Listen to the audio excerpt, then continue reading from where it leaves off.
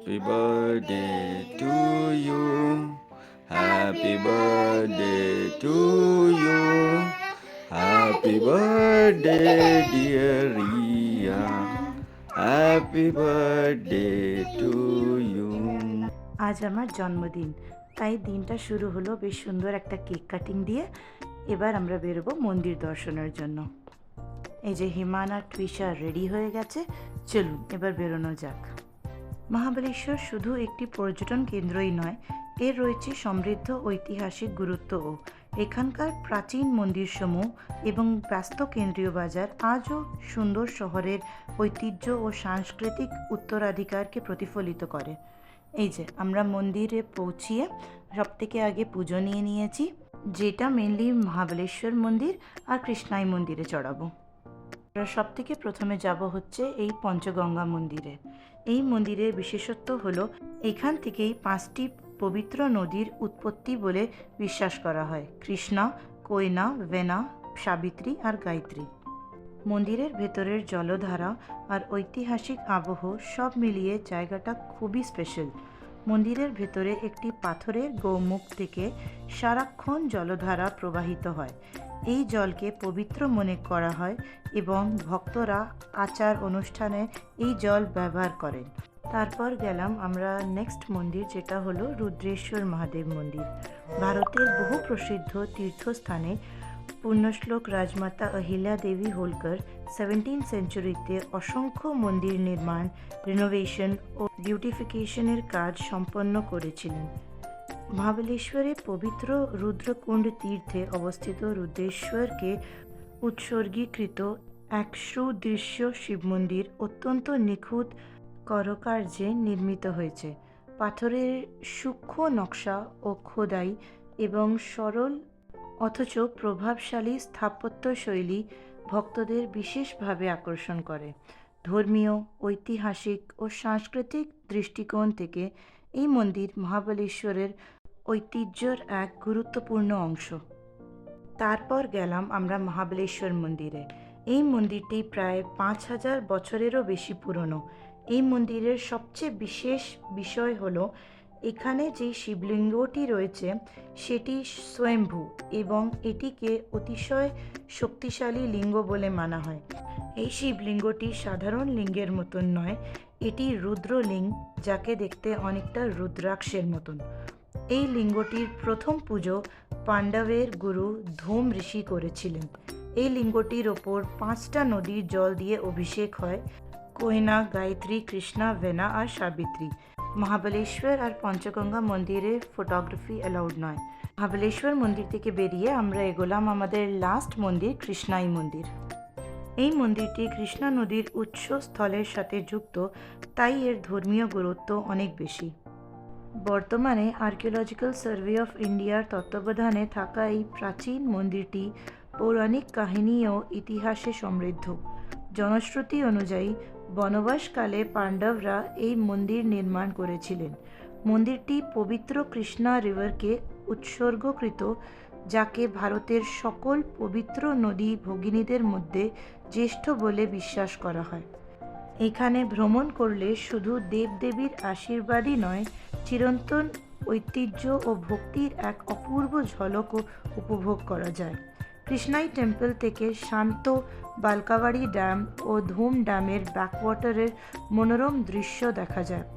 সবুজ পাহাড়ে ঘেরা ও শীতল হাওয়ায় ভরা এই নিরিবিলি স্থানটি আধ্যাত্মিক শান্তি ও প্রাকৃতিক সৌন্দর্যের এক অপূর্ব সমন্বয়, যা শান্তি, ভক্তি ও প্রাকৃতিক রূপের হারমোনির জন্য আদর্শ গন্তব্য। এই যে সেই কৃষ্ণাই মন্দিরের শিব মন্দিরটি, ভেতরে কোনো আলো ছিল না, কিন্তু এই প্রচুর এই প্রদীপের আলো দিয়েই অপূর্ব সুন্দরভাবে মন্দিরটা আলোকিত হয়েছিল। আর মন্দিরের বাইরে এই একটা গোমুখ থেকে সমানে এই কৃষ্ণা নদীর জলটি ওই কুণ্ডতে পড়তে থাকে। মন্দির থেকে বেরিয়ে আমরা এই অনেকটা জায়গা জুড়ে এই স্ট্রবেরির চাষ হতে দেখলাম। এই স্ট্রবেরির সাথে সাথে মধ্যে মধ্যে ফুলকপি, বাঁধাকপি ও লেটাসও লাগিয়ে রেখেছিল। এই 4টি মন্দির দর্শন করে এবার আমরা যাচ্ছি আমাদের নেক্সট পয়েন্ট, যেটা হলো আর্থার সিট। আর্থার সিট মহাবলেশ্বরের অন্যতম বিখ্যাত ও মনোমুগ্ধকর দর্শনীয় স্থান, যাকে বলা হয় সব ভিউ পয়েন্টের রানী। এখানে যাওয়ার জন্য বেশ অনেক কটা সিঁড়ি নামতে হয়েছিল। সিঁড়ি দিয়ে নামতে গিয়ে পড়লো এই একটা হান্টিং পয়েন্ট। এখান থেকে ব্রিটিশার্সরা হান্টিং করতো। হান্টিং পয়েন্টের পরে পড়লো এই যে আরেকটি পয়েন্ট, যার নাম ম্যালকম পয়েন্ট। এই পয়েন্ট থেকে Arthur seat, Toranagad fort, Savitri valley, Pratapgad fort এইসব দেখা যায়। এই যে যেটা আপনি দেখতে পাচ্ছেন, এটা হচ্ছে সাবিত্রী ভ্যালির ভিউ। আর যদি বাইনোকুলার্স নিয়ে আসা যায় তো তাহলে ওই তোরানাগড় ফোর্ট আর প্রতাপগড় ফোর্টগুলোকেও দেখা যেতে পারবে। সকালবেলা সেই হোটেল থেকে একটু পোহা আর কফি খেয়ে বেরিয়েছিলাম। বেশ অনেকটা বেলা হয়ে গেল, তো খুব জোরে খিদে পেয়ে গেছিলো, তাই একটু ভেল, ফ্রুটি, জল এসব নিয়ে খেয়ে আমরা এগোলাম। তো একটা আরও পয়েন্ট পড়লো, যার নাম টাইগার স্প্রিং পয়েন্ট। এটা একটা ন্যাচারাল সোর্স অফ ওয়াটার, যেখানে আগের টাইমে অ্যানিমেলসরা জল খেতে আসতো। এই যে ফাইনালি আমরা পৌঁছে গেলাম আর্থার সিট। এখান থেকেও দুটো আরও পয়েন্ট দেখা যায়, সাবিত্রী পয়েন্ট আর ক্যাসেল রক পয়েন্ট। এই জন্যই এই আর্থার সিট পয়েন্টটাকে কুইন অফ ভিউ পয়েন্টস বলে, কেন কি এই ফাইনালি আর্থার্স ভিউ পয়েন্টটাতে আসতে আসতে অনেকগুলো ভিউ পয়েন্টসগুলো পড়ে। এই জায়গাটি শুধু প্রাকৃতিক সৌন্দর্যের জন্য নয়, ইতিহাসের জন্য বিখ্যাত। কথিত আছে ব্রিটিশ অফিসার আর্থার ম্যালেটের স্ত্রী আর সন্তান দুর্ঘটনাবশ এই গভীর খাদে পড়ে যান আর সাবিত্রী নদীতে বয়ে যান, আর তারপরেই উনি ঘন্টার পর ঘন্টা এখানে বসে থেকে শোক পালন করতেন, আর সেই থেকেই এই জায়গার নাম হয়েছে আর্থার সিট। চলুন এবার যাওয়া যাক আমাদের নেক্সট পয়েন্টে, যেটা হচ্ছে এভস পার্ক। পার্কিং এরিয়াতে ফেরত আসলাম তো দেখছেন এই কাণ্ডটি। বাচ্চা তো বাচ্চা, ইভেন হনুমান অবধি কোল্ড ড্রিঙ্কটাকে ছাড়ছে না, একটা লোকের হাত থেকে কেড়ে পুরো কোল্ড ড্রিঙ্কটা শেষ করে দিল। এই যে পৌঁছিয়ে গেলাম আমরা এভস ওয়ার্ল্ড থিম পার্ক। এটার এন্ট্রেন্স। এটার এন্ট্রি ফিস হচ্ছে 300 টাকা অ্যাডাল্টসের জন্য, আর বাচ্চাদের জন্য 200 টাকা। এই যে কি সুন্দর 3টে স্ট্রবেরিজ বানানো, বিরাট বিরাট স্ট্রবেরিজ এন্ট্রেন্সেই ঢুকতেই। যেহেতু Mahabaleshwar is a land of strawberry, তাই সব জায়গায় স্ট্রবেরির ছোঁয়া, আর এত বিরাট বিরাট স্ট্রবেরি সব ছিল। শুধু স্ট্রবেরি নয়, আরও বিরাট বিরাট জন্তু জানোয়ার, কার্টুন ক্যারেক্টার্স, ফিকশনাল ক্যারেক্টার্স সব ছিল। আর টুইশা ঢুকতেই এই এত বড় বুলটাকে দেখে যা ভয় পেল, তারপরে একটাও কার্টুন ক্যারেক্টারের সামনে অবধি দাঁড়িয়ে ফটো তোলালো না। এই যে মোটু পাতলুর মোটু, আর এই যে একটা বয়স্ক মানুষের স্ট্যাচু যে পুরো জীবন্ত লাগছিল, আর এইদিকে দুটো পান্ডা হিমানকে তুলে নিয়ে যাচ্ছে, ডোরেমন, এদিকে ক্রিসের ঠিক পাশেই সুপারম্যানের পাশে স্পাইডারম্যান। এই স্পাইডারম্যানের সাথে আকাশ আর হিমান দুজনেই এই পোজে ফটো তুলিয়েছে, যেটা আপনারা আমার কমিউনিটি পোস্টে দেখতে পারবেন। তার ছাড়া ছিল এই পিকাচু, ছোটা ভীমের পুরো পরিবার, ওইদিকে ছিল জিরাফ, অ্যাভেঞ্জার, ব্যাটম্যান, আর এইদিকে দেখুন, এটাকে এভস পার্ক বলে মেনলি এইটার জন্য কি বিরাট বিরাট সব ফ্লেমিঙ্গোস, মানে একদম আকাশ ছোঁয়া হাইট, আর তার যা বিশাল বিশাল ডিম। একবার ক্লয়ের সাইজগুলো আর নোকের সাইজগুলো দেখুন। এইগুলোর মধ্যেই একটা ফ্লেমিঙ্গোর গলা ধরে আমিও ফটো তুলিয়েছিলাম। এই যে ফ্লেমিঙ্গোর ডিমের ভেতর থেকে হিমান বেরোচ্ছে, আর এইদিকে টুইশা বেবি ক্যামেলের পিঠে চড়ে, আর এইদিকে একটা আর্টিফিশিয়াল ওয়াটারফলকে গার্ড করে দুটো বিরাট বিরাট চিম্প্যাঞ্জি বসেছিল। এই পার্কটা ঘুরতে ঘুরতে হাঁপিয়ে গেলে এই ক্রকোডাইলের পিঠে চড়েও বসা যেতে পারে। তার ছাড়া দেখুন কি সুন্দর এই গাছটাকে স্পাইরাল শেপে কাটিং করে রেখেছিল, আর এই ফুলগুলো দেখুন কি মিষ্টি কালার। প্রচুর ছবি তুলে তারপরে হিমানকে গেলাম এই জিপ লাইন করাতে। ছেলে তো এই অ্যাডভেঞ্চারাস জিনিসগুলো করতেই ভালো লাগে, আমরা কতই ভয় পেলেও ও বললো না আমি করবই। যাই হোক, করো তাহলে। এই যে এটা একটা বিরাট অ্যাভেঞ্জারের মতন কিছু ছিল, যেটার মধ্যে এই লিফটে করে চড়ে ওর হাতে বসে বসে ফটো তোলানো যেতে পারে। এটা অ্যাডাল্টসদের জন্য চার্জেবল ছিল, কিন্তু বাচ্চাদের জন্য ওই টিকিটটার মধ্যে ইনক্লুডেড ছিল। বেশ কয়েকটা ছবি তুলে তারপরে আমরা চললাম জঙ্গল সাফারির জন্য, যেটা এভস পার্কের ভেতরেই আছে। এই যে টুইশার আকাশ নামছে, এটা এন্ট্রিওয়ে হচ্ছে। বেশ খানিকটা গুহার মধ্যে দিয়ে হেঁটে গেলে তারপরে অ্যাকচুয়াল জঙ্গল সাফারিটা স্টার্ট হয়।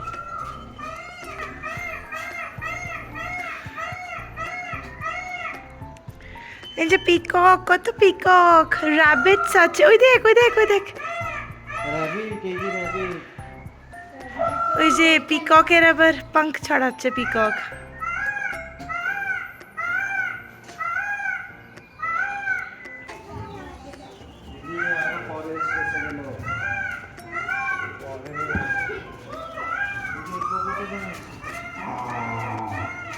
বাবারে, ওই যে হিপো করছে।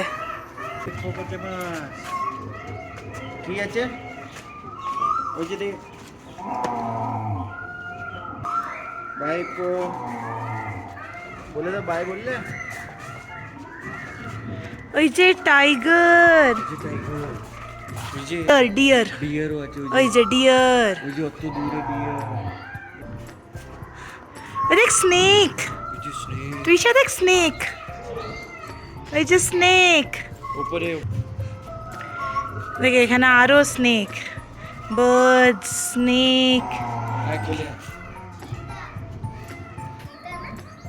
ওই দেখ চিতা,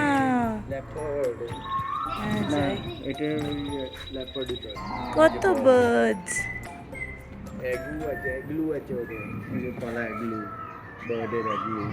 কি গো সাপ বলে, মনিটর লিজার্ড এটা।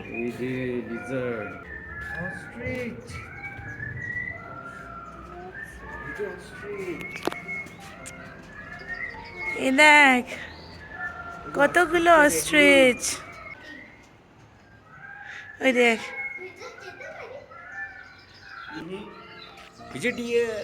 যে কতগুলো ডিয়ার।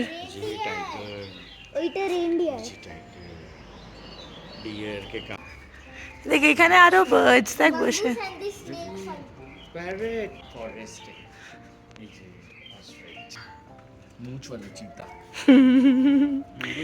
মুছগুলো কত আর্টিফিশিয়াল লাগছে। এই যে একটা স্নেক, এই যে বাপরে, কত অ্যানিমালস দেখ টুইশা। এই যে এখানে একটা আরো প্যারেট, অনেক বার্ডস। এই যে লায়ন,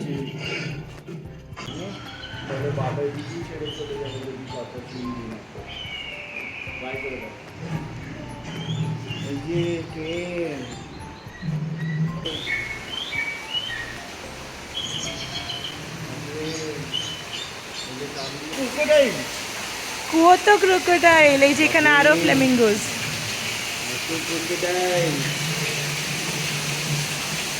এগুলো অ্যালিগেটর, ক্রোকোডাইল ওইটা।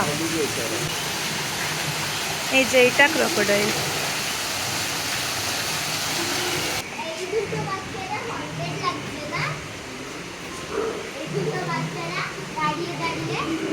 হন্টেড লাগছে কেন? হন্টেড লাগছে না দেখতে? না, দাঁড়িয়ে দাঁড়িয়ে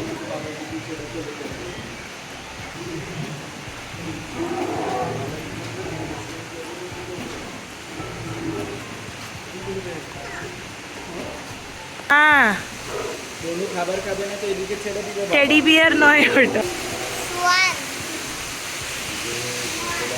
হ্যাঁ হ্যাঁ, এই যে ক্রোকোডাইল, হ্যাঁ এই যে টর্টয়েস। ওই ক্রোকোডাইলের মুখই নেই ওপরে।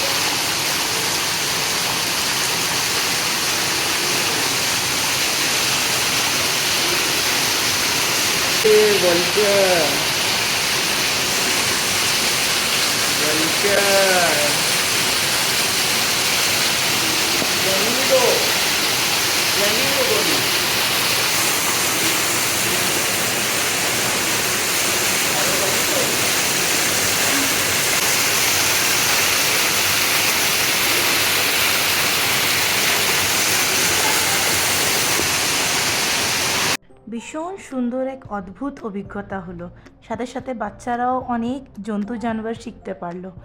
চলুন এবার একটু খাবার দাবারের ব্যবস্থা দেখা যাক, কেন কি প্রচণ্ড জোরে খিদে পেয়েছে। এই বেরোতে গিয়েই দেখলাম এই কী সুন্দর রঙের এই ফুলগুলো, এই যে টুইশারও হাতে একটা বেশ মিষ্টি রঙের ফুল, এই যে অনেক ধরনের ওই মিষ্টি মিষ্টি রঙের ফুলগুলো সব লাগানো ছিল এক্সিট ওয়েতে।